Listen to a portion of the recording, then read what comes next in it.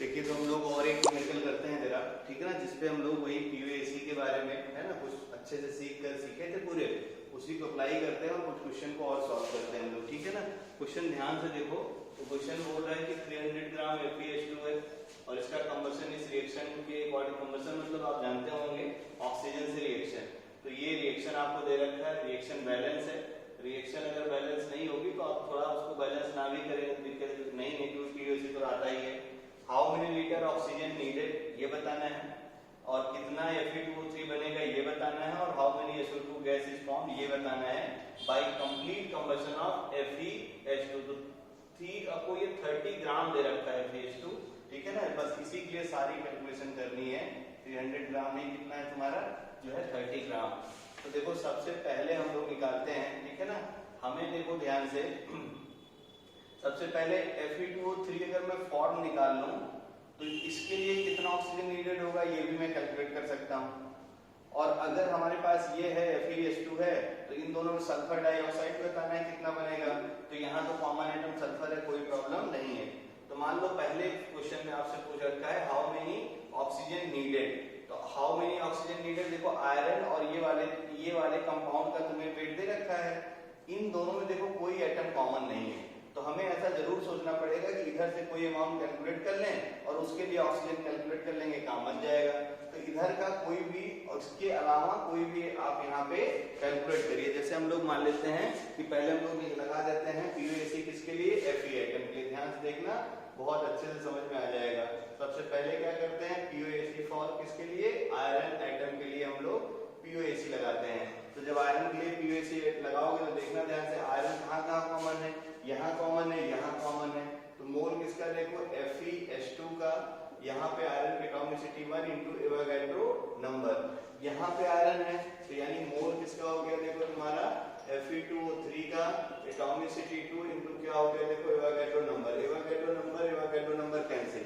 अब इसमें मोल निकालना है तो given weight divided by molecular weight, कितना वेट गिवन है 300, और मॉलिक्यूलर वेट निकालेंगे तो आयरन का एटॉमिक वेट होता है 56, सल्फर का होता है 32 और 2 है सल्फर, तो कितना हो गया तुम्हारा 64, इसका मोलर मास हो गया इक्वल टू, देखना ध्यान से, इसका वेट मुझे पता करना है, ये देखो ध्यान से Fe2O3 फॉर्म कितना ग्राम बनेगा, तो मैं जो कर लेता हूँ कि x ग्राम बन जाएगा।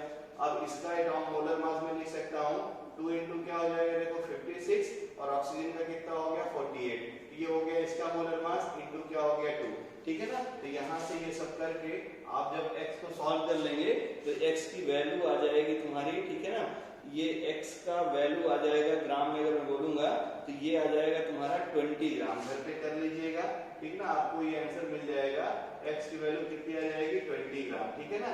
तो ये है तुम्हारा पहले पार्ट का जो है, बल्कि दूसरे पार्ट का आंसर, ठीक है। तो अब देखो ये अपने को 20 ग्राम मिल गया। अब क्वेश्चन के अगले पार्ट में मूव करते हैं, तो अब हमें क्या मिल गया कि 20 ग्राम Fe2O3 बन गया भाई, ठीक है। चलो सल्फर डाइऑक्साइड भी हम लोग कैलकुलेट कर लेते हैं, जिससे इच्छा हो उससे बोलो। तो ये वाला पार्ट हो गया, तीसरे पार्ट में देखो यहाँ भी सल्फर है, यहाँ भी सल्फर है, तो कितना SO2 बनेगा लीटर में, इसको भी कैलकुलेट कर सकता हूँ। फिर क्या अप्लाई कर देता हूँ, देखो POAC for sulphur atom, sulphur atom के लिए पीओएसी लगा दो, ठीक है ना। तो अब तो शायद हो जाएगा, और जो ये अमाउंट आ रहे हैं ये अमाउंट यहाँ रख के पीओएसी किस लिए लगा देना, ऑक्सीजन के लिए, या जो सल्फर एटम आएगा ये अमाउंट यहाँ से जो है W सल्फर का जो आएगा लीटर में वॉल्यूम वो रख के ऑक्सीजन कॉमन है वो लगा देना, आंसर आ जाएगा, ठीक है ना। तो यही है तुम्हारा देखो पीओएसी। तो आसान से प्रॉब्लम होते हैं, आप एक बार सॉल्व कर लीजिएगा, नहीं तो अच्छा मैं लगा ही दूं सल्फर डाइऑक्साइड भी कैलकुलेट कर दूं। तो देखना ध्यान से, मोल किसका देखो जहां जहां सल्फर कॉमन है, मोल FeH2, ठीक है ना, इनटू देखो सल्फर की एटॉमिसिटी 2 इनटू क्या हो गया एवोगाड्रो नंबर, इक्वल टू देखना मोल किसमें है तुम्हारे पास सल्फर डाइऑक्साइड में, ठीक ना, एटॉमिसिटी सल्फर की 1 इनटू एवोगाड्रो नंबर, कैंसिल हो गया, कैंसिल हो गया, ठीक है। इसके मोल तभी हमने ऊपर निकाले ही थे, कितना होता है देखो 30 डिवाइडेड बाय कितना हो जाएगा तुम्हारा 56 प्लस क्या हो जाएगा 64, इसका मोलर मास इनटू देखो क्या हो गया 2 इक्वल टू, इसका मुझे लीटर बताना है, तो मैं अज्यूम कर लेता हूं कि x लीटर इसका, ठीक है, यहाँ देखो क्या अज्यूम किया था, माना था कि x ग्राम इसका वेट है, यहाँ अज्यूम कर लेते हैं x लीटर इसका वॉल्यूम है, डिवाइडेड बाय देखो standard molar volume 22.4 litre, atomicity 1, सब है ना, सब कैंसिल हो गया है। यहाँ से जब आप आप x सॉल्व करेंगे मल्टीप्लाई बाई करके तो आपको ठीक है ना ये मिल जाएगा, जो सल्फर डाइऑक्साइड बनेगी ये मिल जाएगा 11.2 लीटर, ठीक है ना। तो ये हो गया आपका सल्फर डाइऑक्साइड, कितना बनेगा ये, ठीक है। अब क्या करना है, इसमें से कोई एक के लिए आप ऑक्सीजन के लिए पीओएसी लगा देना, ठीक है ना, आपको आराम से आंसर आ जाएगा। फिर अगली पीओएसी किसकी लगाएंगे हम लोग, नेक्स्ट पीओएसी लगा देंगे पीओएसी फॉर ऑक्सीजन एटम। तो आई होप ये प्रॉब्लम बहुत अच्छे से आपको समझ में आ गया होगा, ठीक है ना। तो ये है आपके जो है मतलब अगर मैं उसे रिवाइज पूरा कर दूं एक बार सारी चीजें जो अब तक स्टोइकोमेट्री में पढ़े हैं, तो अब चीजें आपको बहुत अच्छे से ग्रिप में आ जाएंगी, ठीक है ना। देखो जब भी तुमसे है ना पूछे कि इतने ग्राम से कितना ये बनेगा, कितने लीटर की रिक्वायरमेंट है, कितना जो है आपका ठीक ना प्रोडक्ट बनेगा, कितना रिएक्टेंट बचेगा, तो तुम समझ जाना ये पूरी प्रॉब्लम स्टोइकोमेट्री है। तो स्टोइकोमेट्री की प्रॉब्लम को ठीक ना मैं फिर से रिवाइज मार दूं पूरे कॉन्सेप्ट को, तो अच्छे से दिमाग में ये आ जाना चाहिए। स्टोइकोमेट्री की जो प्रॉब्लम है ना, इसके हम लोग दो टाइप पढ़ते हैं, ठीक है ना। एक टाइप को मैं डिस्कस करता हूँ, टाइप 1, ठीक है ना।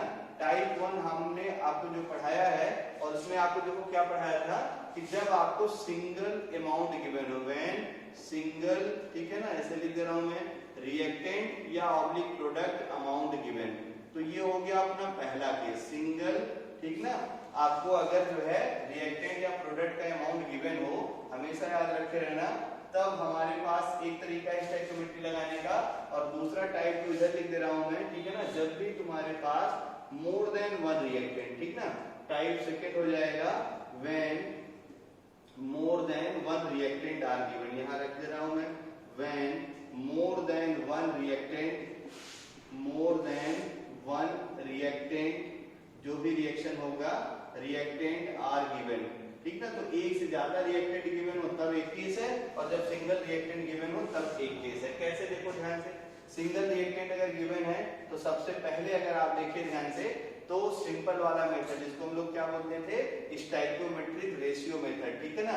यानी अगर सिंपल से देखो तो उसको क्वेश्चन को सॉल्व करने के तरीके थे, क्या था रिलेशन बोलो, एक था तुम्हारा मास मास रिलेशन, एक क्या था तुम्हारा बोलो मास वॉल्यूम रिलेशन, याद आ रहा है ना, और एक क्या था तुम्हारा देखो वॉल्यूम और वॉल्यूम रिलेशन, ठीक है ना। ये हो गया, इन सब तीनों को हम लोग बोलते हैं ग्रेवियोमेट्रिक एनालिसिस। क्या बोलते हैं, ग्रेवियोमेट्रिक एनालिसिस। कभी कभी ऐसे बोले तो समझ जाना कि ग्रेवियोमेट्रिक एनालिसिस में mass by mass, mass by ना मास वॉल्यूम, और तुम्हारा वॉल्यूम वॉल्यूम रिलेशन, इसी को हम लोग शॉर्ट में ग्रेवियोमेट्रिक एनालिसिस बोलते हैं।